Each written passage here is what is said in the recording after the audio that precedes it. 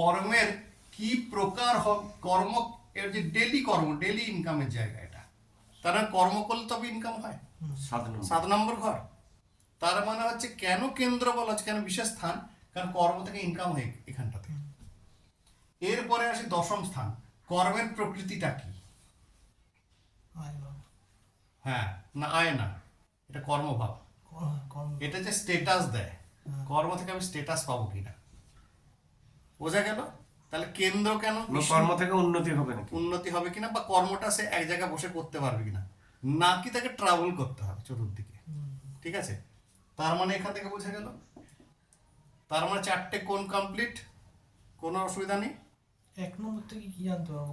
1 নম্বরতে আমি নিজে, আমার আগ্রহ আছে কিনা, যত ভালো এই দিকটা হোক, আমার আগ্রহ নেই।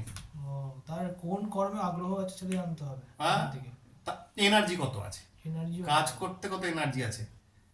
তাকে হয়তো বাবা সব সাজিয়ে দিয়ে বসিয়ে দিল, এমন বহু ছেলে পিলে আছে, বড় বড় দোকান বাবারা সাজিয়ে রেখে দেয়,